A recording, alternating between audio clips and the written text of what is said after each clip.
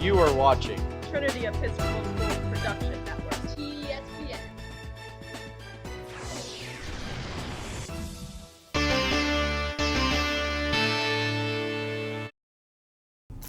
Welcome to this week's TESPN podcast. We are joined by two senior boys tennis players, Sam Nedeff and Kenan Muminovic. And guys, it's still early in the season. Only gotten to play two matches. Big one today against Collegiate as we film this, but 1-1 so far with a really exciting win against Stab recently. Can you two just speak to how the season has gone so far in this early stages? Yeah, so season, looking about similar skill level about as last year. However, a bunch of the other teams in the league have lost a bunch of their big players. So, I think we're looking really good this season. Had a huge win over Stab, 8-1 win against a team. Last year, we've had very competitive matches against. I think we might have either lost one, won the other, or even lost both. So, getting an 8-1 win over them to start the season off just was amazing. And, we had one match, Kenan right here, down 1-6 in his match. You play to 8 in singles, down 1-6, and then you just saw the fire in his eyes light up, and he came back to win that match 8-6. So he won 7 straight games, broke the guy's serve every time, and just fought back for the win. A huge win, secure the 8-1 victory. Well, let me follow up on that. Kenan, what was going through your mind? A lot of times at 1-6 down, you might just pack it in. It's not my day. To reel off 7 straight games against a guy, obviously he must be a pretty talented player to have put you in that hole in the first place. What was the mindset that allowed you to have that exciting comeback? I would say the hardest is you want to you almost in your brain you're thinking, I'm done, I don't want to play anymore, you're bet. But I knew that if I got one game, all I needed was a little bit of momentum to go, and I really just stuck in on his serve and just played consistent tennis, didn't go for anything big, made him make mistakes, and I knew once I got that game it was me. I feel like that whole match for you was sort of a microcosm of how you are, chill, wait, oh, now it's time to go. And you go. I feel like when I taught you, that was how your projects usually. Oh, it's the night before. Time to get to work. Yeah. Hagen. So in tennis, you have the singles, 1-on-1s, and then you move into the doubles where it's 2-on-2. So could y'all just speak a little bit about how it is transitioning into from going from 1-on-1, you're playing with yourself. You're kind of dictating how you're playing, but then moving into doubles where you have a teammate to factor in. I'm sure your play style has to kind of cater into what they're going to contribute. Could you just talk about that a little bit?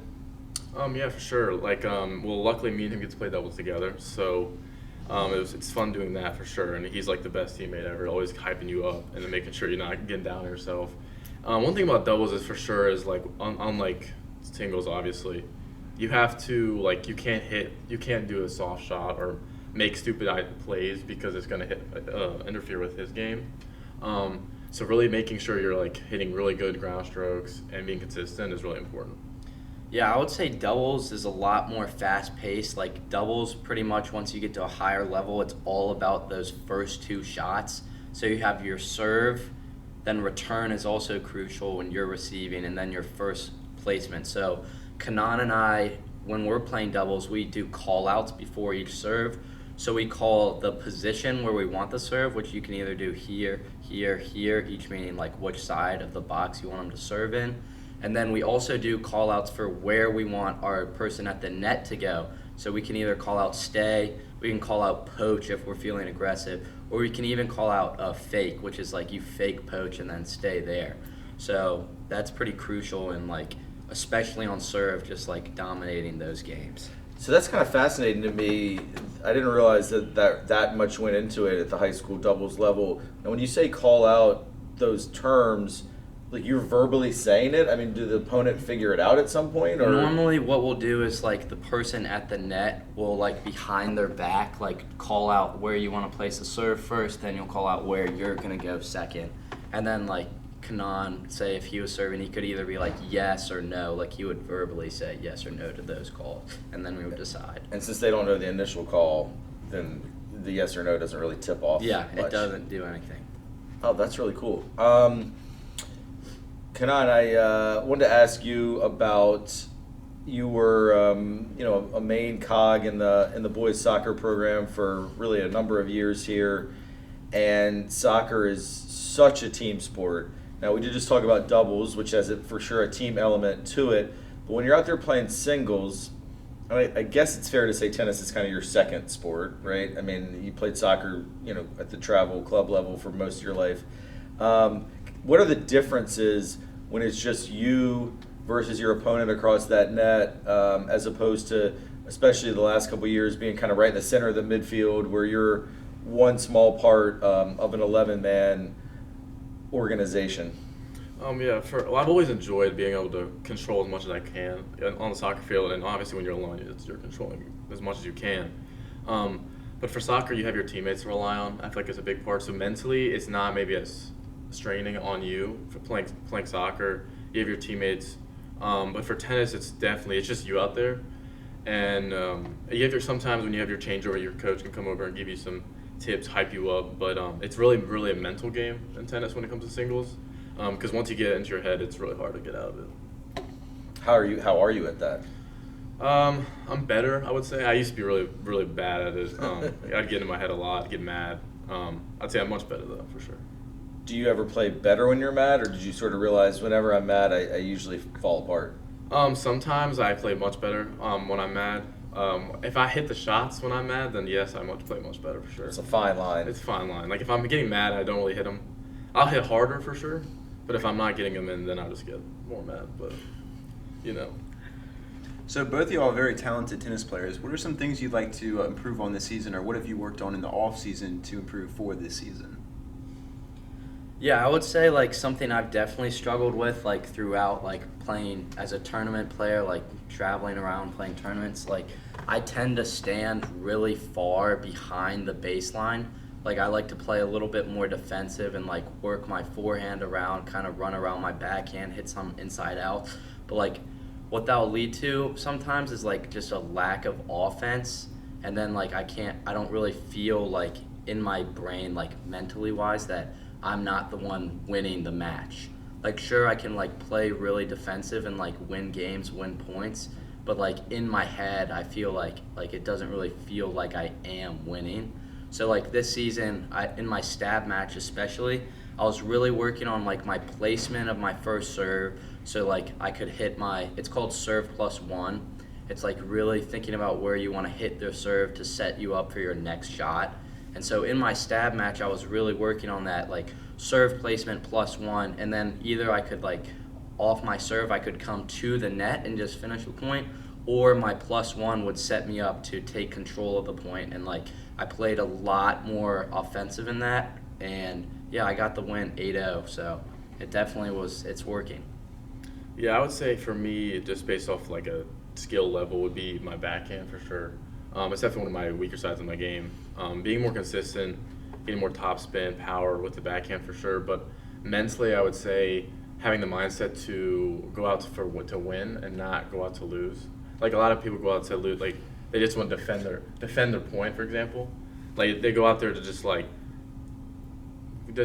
example, when you go out to win, right? You want to play aggressive. You want to take it to them. And a lot of people, when you get scared or mentally you're down on yourself, you just want to get the ball back, and you just want to stay within the point, and that can be sometimes really bad. So, yeah, being aggressive is, I would say, more what I want to work on for sure. Those are both fascinating answers. I really enjoyed the insight there, guys. Thank you. A couple more. Sam, you're on the one line, right? Yes. For singles, and you're the one doubles team. I know Morgan Hewitt, who's another senior, is up toward the top of the ladder for y'all. So obviously an experienced group, but are there some younger guys or guys maybe a little lower down the ladder that have impressed you so far this year? Yeah, I would definitely a big name to talk about is he's actually an 8th grader, Marco Salafia. He actually spent his spring break over at IMG Academy doing a tennis camp there. And, we've already seen a lot of improvements. He just made the official bump up from playing line 5 to now he's playing line 4, just below me, Kenan, Morgan, all the seniors. So Yeah, I mean, he's just got a really consistent game. It's pretty frustrating to play against. He just knows where to place it. Doesn't have the most power in the world, but it doesn't matter because he just understands placement and can hit that deep ball to your backhand all day long. Yeah, I would definitely say Marco is definitely one to keep an eye on. He's improved very much. I mean, one player that I would say that's definitely improving, but I wouldn't say he's young. I would say he's actually a senior, Miles Swain. Mm-hmm. He always wants to learn, which I love to see. Like, he always wants to hit with the better players to develop his game. I mean, the beginning of the season, he didn't know how to play tennis at all, and he's now keeping rallies with us, which is really good to see that he's able to improve like that. Yeah, I would also adding on to that, Miles came into this season without any experience or knowledge about tennis whatsoever. And it just really goes to show you if you're willing to put the effort in like Miles is doing, on the weekends he's literally going over to Bird Park and hitting, even if it's against the wall, if he can't have someone to hit with. He's watched YouTube videos in his free time before the season on fundamentals, how to hold the racket. He is really trying to improve, and we're really starting to see that.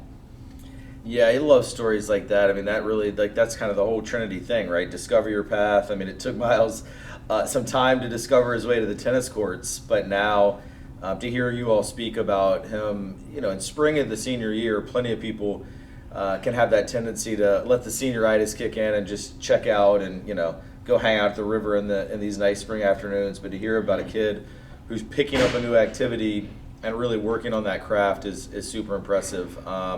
Seeing the same thing on the soccer field. Dakota Baldwin, who's a great volleyball player, has just come out to play soccer for the first time ever this spring, and she's also improving rapidly. And those stories really, I don't know, as a teacher and as a coach, are really heartwarming when people want to just get the most out of the Trinity experience, even to the last weeks of their high school career. Just a couple more, Sam. I wanted to ask you specifically, as someone who's been at or near the top of the ladder really all 4 years here, and you were in 9th and 10th grade on some of the best Trinity boys tennis teams the school has ever seen. Your 10th grade year, we were in the state championship with a real shot to win it, and I think came up just short against a really talented St. Christopher's team. I think also your 9th grade year, I'm pretty sure we made it at least to the Final Four at States. And you had some guys like Roman Sancilio and Gus Mitchell, Damian Sancilio. I know I'm forgetting some others, maybe Paul Hewitt. I'm sure there's one or two other really high-level players that are escaping my vocabulary right this second. Yeah. But, you journeyed through being kind of like the young guy, maybe playing the 3 or 4 line. Now you're the leader, you're the top guy. What has that journey been like, and what are maybe some of the things you learned from older teammates?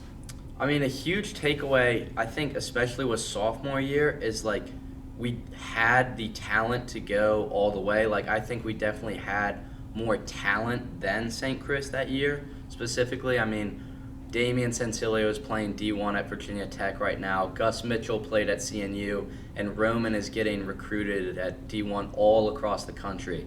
So we definitely had the talent that year, but I think what we flawed with that I reflect on all the time is just we almost overworked ourselves. We put so much pressure on ourselves to win and so much pressure on ourselves to perform, and also just all the practices, it was almost too much, 2.5 hours every day, weekend hits, running hills, lifting, all this. It's great. It is great to have that hard work ethic, but it's also you got to make sure you don't overwork yourselves, which is junior, senior year, I think we implemented that a lot more. We still have that grind, we grind at practice, we work hard, but at the end of the day, we're not stressing ourselves out, and I think that is really impacted our performance in matches. Yeah, that's another great, really, really thoughtful answer, Sam. Thanks. All right, let's end with a quick lightning round. Don't have a lot of time left here with you all. It's been super enjoyable, though. Who is your funniest teammate? I would say Marco. He's kind of funny. He's got that young brain, the younger generation almost type vibe, and it's funny. Yeah, I would probably either go with Marco and then Miles sometimes. He's got that little quieter sense of humor, but every time he speaks in, it's going to be something funny. And then Marco, just like as an 8th grader, he's got all the confidence in the world. He like walks out on that court like he owns it, and it's pretty funny seeing that dynamic going on. Maybe for previous teammates who may have graduated, who's a team member in the past that you really looked up to, was a role model? For me, I'm definitely going to have to go with my freshman year, the captain of the team, Owen DeFrancesca. I mean, I just like really appreciated his work ethic and just like how he encouraged and uplifted the team. He'd give me rides to practice every single day, and really looked up to him. I even look up to him now every now and then, see him at Willow Oaks and go talk to him, so that connection is still there. So like everything he was saying and doing from that season was genuine. I would say Gus Mitchell, my sophomore year, as being a captain and leader, he kind of just set the stage, court, you could say, for the younger guys, and really showed us what tennis is all about. What's your favorite surface to play on? I like indoor hard court just because, I hit the ball really hard, like my serve and forehand, and then like I'm also pretty like agile on the court, pretty quick. So on an indoor hard court surface, the ball is bouncing like really, really fast, and I like that like fast-paced style of play. Yeah, I'm a little bit the opposite. I prefer the clay outdoor, where it's a little bit more slow placed on clay, and I like to be able to slide around. It's fun. It's more fun. All right, last one. Sam, if you had one or two words to describe Kenan, and then vice versa, give me a really quick description of the guy sitting to your right. Really nonchalant guy, but he's got that fire in him too. He's got that dog in him. Leader, smart, intelligent. Yeah, that's all I got. Intelligent for sure. Well, thank you all so much for doing this. Great answers. Really enjoyed talking to you all about tennis. And thanks, we kind of threw this together late. Really appreciate you all taking the time. And thanks, of course, as always, to Hagen. You might hear the bell right there. That means it's time for these guys to get to class. But I want to reflect back on Kenan's first answer when he said about Sam. He said he's the best teammate. I'd take it a step further. Sam is one of the best dudes that you're ever going to meet, and I'd say the absolute same thing for Kenan. Two great members of our Titan community. Thank you all so much. Best of luck today against Collegiate and for the rest of the season. Thank you all for watching. We'll see you next time.